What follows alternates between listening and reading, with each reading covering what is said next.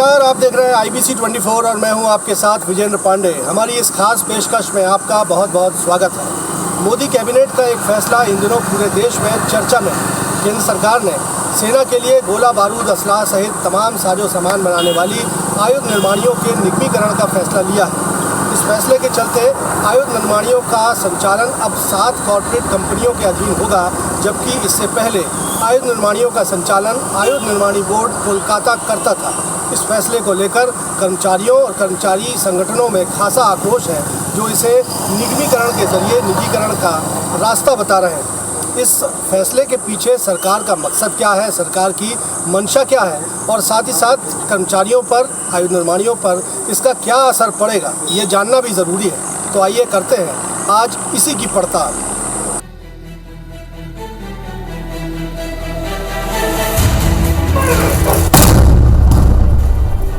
केंद्रीय कैबिनेट ने जून 2021 में OFB यानी ऑर्डिनेंस फैक्ट्री बोर्ड के निगमीकरण को मंजूरी दी है। इसका मकसद आयुध कारखानों को उत्पादक और प्रतिस्पर्धात्मक रूप से लाभदायक परिसंपत्तियों यानी प्रॉफिटेबल एसेट्स में बदलना बताया गया। हालांकि सरकार देश की 41 आयुध निर्माणियों को जिन 7 कंपनियों के अधीन करना चाहती है, उसकी पूरी होल्डिंग सरकार ने अपने पास रखने की बात की है। लेकिन कर्मचारी निगमीकरण के बाद निजीकरण की आशंका से आंदोलित हैं। आशंका इसलिए भी है कि क्या अपने प्रोडक्ट्स की बिक्री के लिए सिर्फ सेना पर निर्भर रहने वाले आयुध कारखाने खुले बाजार की प्रतिस्पर्धा में अपनी बैलेंस शीट सुधार पाएंगे, और अगर घाटा होता है तो खामियाजा कौन उठाएगा।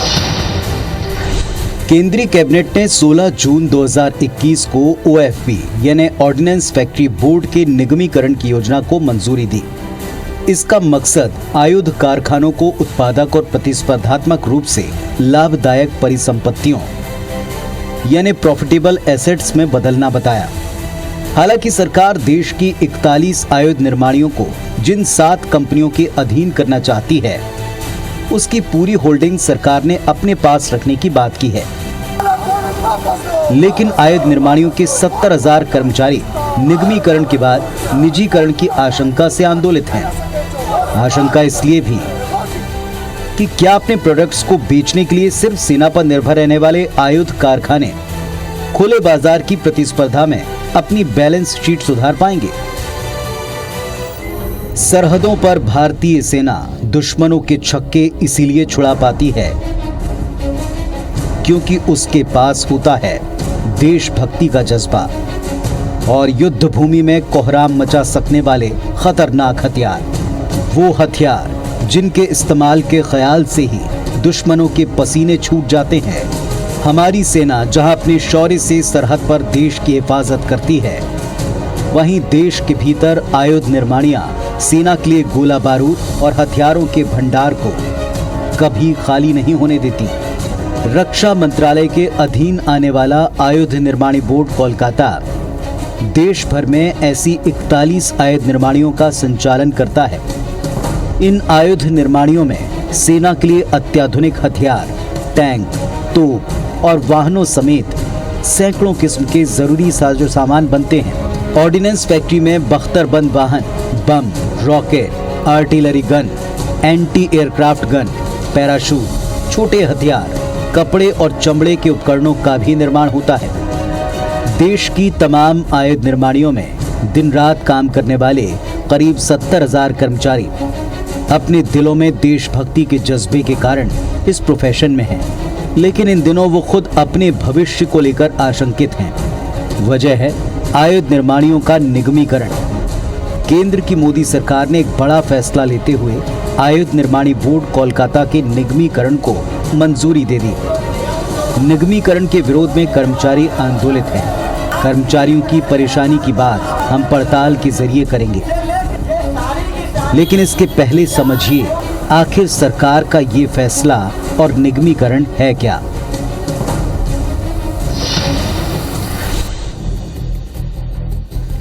सोलह जून 2021 को मोदी कैबिनेट से इसे मंजूरी मिली। मंजूरी मिलने के बाद आयुध निर्माणियों को निगम में बदला जाना है।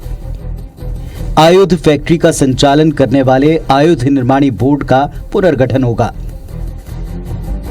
देश भर की 41 आयुध निर्माणियों को 7 कॉरपोरेट कंपनियों के अधीन कर दिया जाएगा। मोदी कैबिनेट के फैसले के मुताबिक ये 7 कंपनियां सरकार के स्वामित्व में रहेंगी। 7 कंपनियां अलग अलग तरह के सैन्य उत्पादों का प्रोडक्शन करेंगी। आयुध निर्माणियों में काम करने वाले 70,000 कर्मचारियों को 2 साल की प्रतिनियुक्ति पर ट्रांसफर किया जाएगा। ऑर्डिनेंस फैक्ट्री के कर्मचारियों की सेवा शर्तों में कोई बदलाव नहीं होगा।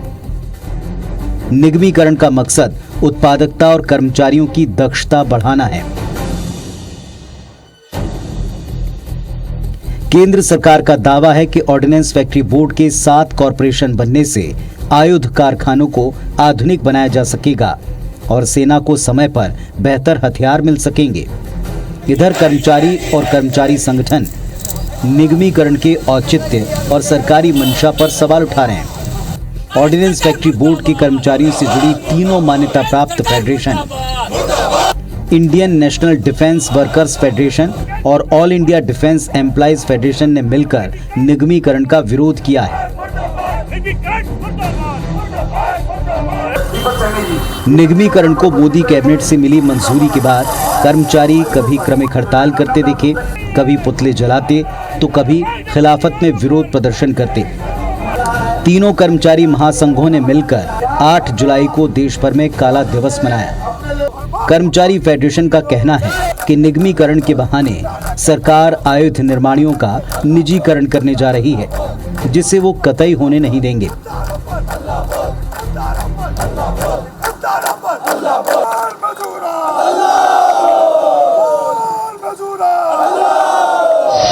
बिना काम के कोई संस्था बच नहीं सकता है। हमारा ये सिंपली ये कहना है कि आप बिना काम दिए कारपोरेटाइजेशन में क्या करेंगे आदमी। कारपोरेटाइजेशन में बीएसएनएल का हस्र पूरे वर्ल्ड ने देखा है और उसके बाद इन्होंने ऑलरेडी प्राइवेट को बोल दिया है कि आप इसको बनाएं। जो हम बनाते हैं गन, वो टाटा को बनाने बोल दिया है, तो हम कैसे जिंदा रहेंगे। हमारा माल तो कोई बाहर का आदमी खरीदेगा नहीं, क्योंकि हम आलू प्याज तो बनाते नहीं, हम गोला बारूद बनाते हैं, एमुनेशन बनाते हैं, हम टैंक बनाते हैं और सेना पर निर्भर है। सेना आर्डर हमें देगी या प्राइवेट वाले को देगी, जिसको कमीशन मिलेगा। आज का दौर कमीशनबाजी का है, आज का दौर सेंडिंग का, आज का दौर बिजनेस टैक्टिस का है, तरीके अपनाने का है। तो हमें मिलेगा नहीं मिलेगा भरोसा नहीं। इसलिए हम ऐसा मान के चल रहे कि निगमीकरण, निजीकरण, अंततः इसको बर्बादीकरण कहिए, बर्बादीकरण की ओर जा रहे हैं। इन्हीं आयुध निर्माणियों को बदौलत हमने सारे युद्ध जीते, सेना की सारी, और सेना के रिकॉर्ड उठा के देख लीजिए। आप तो मीडिया के लोग उस समय के डॉक्यूमेंट्स उठा के देख लीजिए। हर युद्ध के बाद भारतीय सेनाओं के उच्चतम अधिकारियों ने से लेकर राष्ट्रपति तक ने आयुध निर्माणियों की भूर भूर प्रशंसा की। इसे सेना का चौथी सेना कहा। तब हम बहुत अच्छे थे। आज कमीशनबाजी का दौर है। जब सरकार की सारी आवश्यकताएं पूरी करने में हम लोग सक्षम हैं, तो हमको ये बात समझ में नहीं आती कि सरकार क्यों ऐसा पीछे लगी है कि निगम। दरअसल ऑर्डिनेंस फैक्ट्री बोर्ड पर साल 2019 के लिए देश के सीएजी ने जो रिपोर्ट पेश की थी, उसके बाद से ही आयुध निर्माणियों के निगमीकरण की चर्चाएं तेज हो गईं।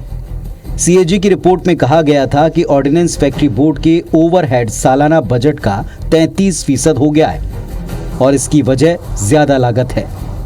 रिपोर्ट में यह भी कहा गया था कि आयुध कारखानों ने समय सीमा में केवल 49% चीजों के उत्पादन का लक्ष्य प्राप्त किया, जहां निर्माण के लिए खरीदे गए 52% कच्चे माल का इस्तेमाल 1 साल के भीतर नहीं किया गया।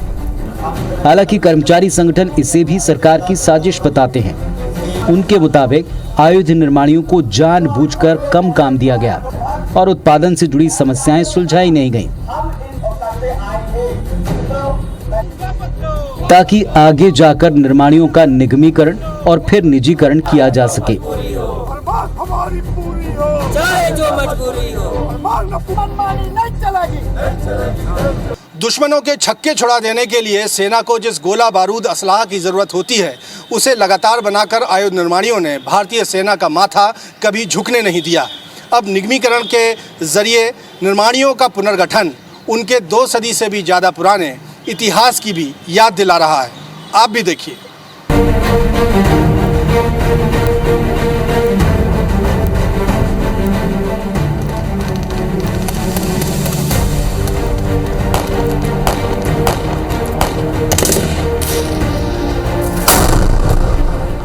7 कॉरपोरेट कंपनियों के अधीन होकर इनकॉर्पोरेट यानी कि निगमीकृत होने जा रही देश की आयुध निर्माणियों का इतिहास 200 सालों से भी ज्यादा पुराना है। साल 1775 के दौरान ब्रिटिश अधिकारियों ने फोर्ट विलियम कोलकाता में आयुध बोर्ड की स्थापना की स्वीकृति दी थी।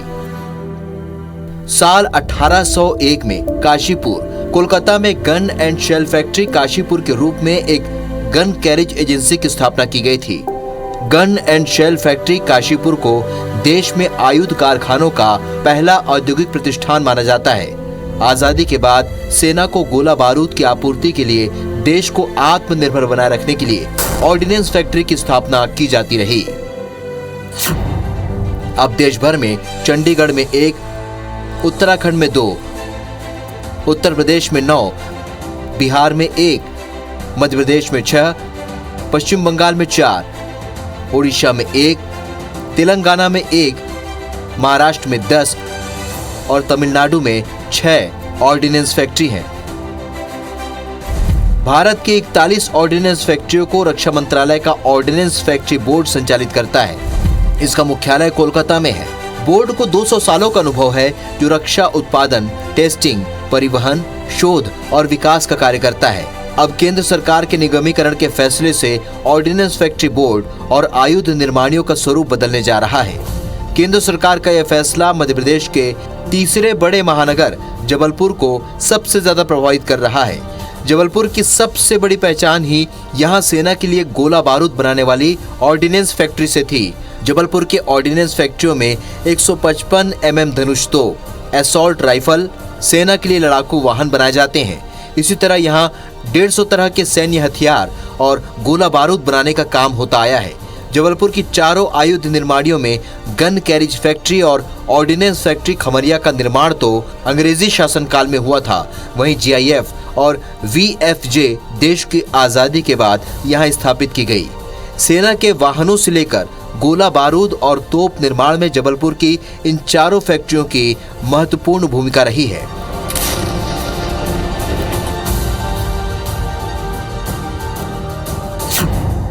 गन कैरेज फैक्ट्री देश की सबसे पुरानी आयुध निर्माणियों में शामिल है।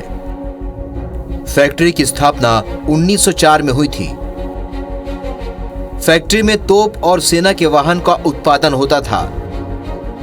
अभी दुनिया की सबसे बड़ी धनुष तोप का उत्पादन हो रहा है।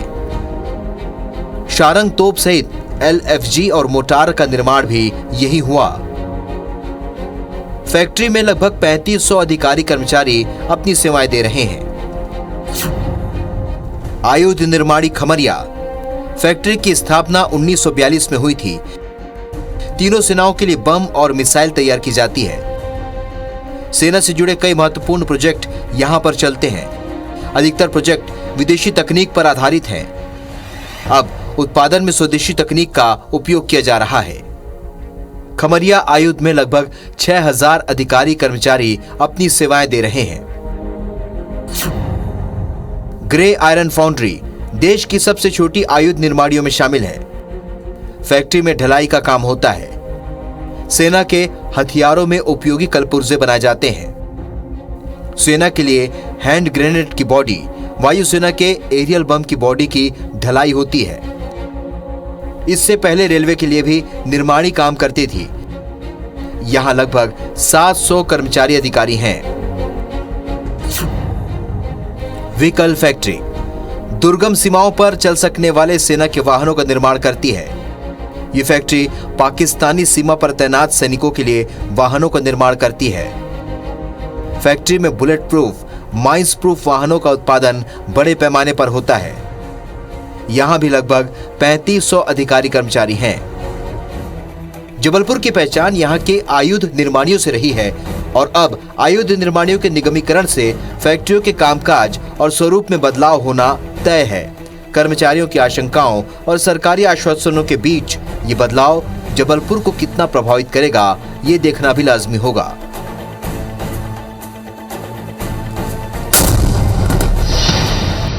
आयुध निर्माणियों के निगमीकरण के खिलाफ कर्मचारियों के आंदोलन की आग जल ही रही थी कि केंद्र सरकार एक ऐसा अध्यादेश ले आई जिसने आग में घी का काम किया।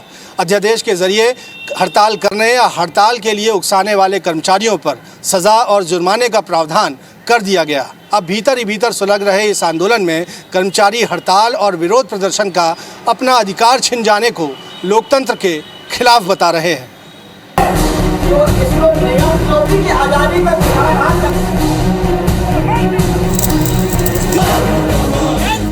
जून 2021 में जैसे ही केंद्र सरकार ने आयुध निर्माणियों के निगमीकरण को मंजूरी दी, वैसे ही कर्मचारियों में विरोध की चिंगारी भड़क गई थी। कर्मचारी संगठनों ने सरकार की मंशा पर सवाल खड़े करने शुरू कर दिए हैं। कर्मचारियों ने भविष्य पर आशंकाएं जताई हैं और निगमीकरण के खिलाफ विरोध प्रदर्शनों का दौर शुरू हो गया। सेना के लिए गोला बारूद बनाने वाली जबलपुर की ऑर्डिनेंस फैक्ट्री खमरिया, सैन्य वाहन बनाने वाली व्हीकल फैक्ट्री जबलपुर, तोपें बनाने वाली गन कैरिज फैक्ट्री जबलपुर और सैन्य साजो सामान के लिए कलपुर्जे बनाने वाली ग्रे आयरन फाउंड्री के कर्मचारियों ने आंदोलन की राह पकड़ ली है। कर्मचारी विरोध प्रदर्शनों, पुतला दहन और क्रमिक हड़ताल के जरिए निगमीकरण को अपनी अस्मिता का प्रश्न बना ही चुके थे कि केंद्र सरकार ने एक ऐसा कदम उठा लिया जिसकी तुलना इमरजेंसी यानी आपातकाल से की जाने लगी। केंद्र सरकार ने एक अध्यादेश लाकर रक्षा क्षेत्र के लिए एस्मा लागू कर दिया। रक्षा क्षेत्र को अति आवश्यक सेवाओं में शामिल बताकर केंद्र सरकार ने हड़ताल को अवैध घोषित कर दिया। अध्यादेश के जरिए यह भी प्रावधान कर दिया गया कि अगर रक्षा क्षेत्र का कोई भी कर्मचारी हड़ताल करता है या विरोध प्रदर्शन और भाषणों के जरिए बाकी कर्मचारियों को हड़ताल के लिए उकसाता है तो उस पर कार्रवाई की जाएगी। कार्रवाई के रूप में ऐसे कर्मचारी और कर्मचारी नेताओं पर 1 साल की कैद और 10,000 रुपयों के जुर्माने का प्रावधान किया गया। यही नहीं, अगर कोई व्यक्ति किसी और को हड़ताल करने के लिए उकसाता है तो उसके लिए 2 साल की सजा और 15,000 के जुर्माने का प्रावधान कर दिया गया। निगमीकरण का दूसरा स्टेप ही है निजीकरण और नुकसान में दिखाकर उसको किसी भी धन्ना सेठों के हाथ में बेचने का ये योजना है। सिर्फ देश के साथ ही नहीं, मजदूरों के साथ भी धोखा दिया है। बड़े ही दुख की बात है कि जिसको हमको हमेशा एसेंशियल सर्विस मानकर इस सरकार ने समझा, देश की चौथी सेना मानकर हमको सरकार ने समझा और हमारे ऊपर एस्मा के माध्यम से नया अध्यादेश लेके आए कि हम हड़ताल भी नहीं कर सकते, हम इसका प्रचार भी नहीं कर सकते। ये बड़ा ही दुखद है। उसी तारतम्य में हम लोग आज पूरे तमाम फेडरेशन, तीनों फेडरेशन, हमारे एसोसिएशन, तमाम लोग जितने भी 41 निर्माणी जो लोग हैं ट्रेड यूनियन से संबंधित या एसोसिएशन से संबंधित, वो इस दिवस को, आज के दिवस को काला दिवस के रूप में मना रहे हैं। ये हम लोग का आज का उद्देश्य है। तो जब वर्तमान पीएम जो है, जब वो सीएम थे गुजरात में, उस समय उन्होंने साफ साफ ये कोट किया रहा कि यदि किसी संस्थान का निगमीकरण किया जाता है उसका सेकेंड स्टेप जो है वो निजीकरण की तरफ ही जाता है। 220 साल का हमारा इतिहास है और सीधी सी बात है कि अभी सेना हमसे बाध्य थी सामान खरीदने के लिए। हमारे पास तो कोई ग्राहक नहीं है, अलग से सेना ही हमारे पास में ग्राहक है। अगर निगम हो जाता है और सेना हमें ऑर्डर नहीं देती है तो सीधी सी बात है कि ये सारे उद्योग घाटे पे चले जाएंगे। और अभी सरकार बोल रही है कि हम 100% इसमें हिस्सेदारी सरकार की है। भविष्य में क्या होगा, जब हम घाटे पे जाएंगे तो स्वाभाविक बात है कि सरकार बोलेगी कि हम इसे ये सफेद हाथी घोषित कर देगी और जब सफेद हाथी घोषित कर देगी हमें तो ये धीरे धीरे शेयर बेचना शुरू हो जाएंगे और जब शेयर बिकेंगे तो हम निजीकरण की तरफ चले जाएंगे। ये बात सिर्फ जबलपुर की नहीं है। केंद्र सरकार ने रक्षा क्षेत्र के सभी कर्मचारियों के लिए एस्मा लागू कर दिया है, जिसके चलते निगमीकरण का विरोध कर रहे देश भर के आयुध कारखानों के कर्मचारी अपने लोकतांत्रिक विरोध का अधिकार खो चुके हैं। अध्यादेश के जरिए कर्मचारी हड़ताल तो नहीं कर सकते, लेकिन उनका विरोध जारी है। ऑर्डिनेंस फैक्ट्री बोर्ड के कर्मचारियों से जुड़ी तीनों मान्यता प्राप्त फेडरेशन, भारतीय प्रतिरक्षा मजदूर संघ, Indian national defence workers federation और all India defence employees federation ने हड़ताल के खिलाफ लाए गए अध्यादेश को श्रमिक कानूनों और ट्रेड यूनियन के अधिकारों का उल्लंघन बताया है। अध्यादेश के लागू होने के बावजूद आंदोलन की आग भीतर ही भीतर सुलग रही है और निगमीकरण से आक्रोशित कर्मचारी अपनी आवाज दबाए जाने पर अदालत की शरण लेने की बात कह रहे हैं।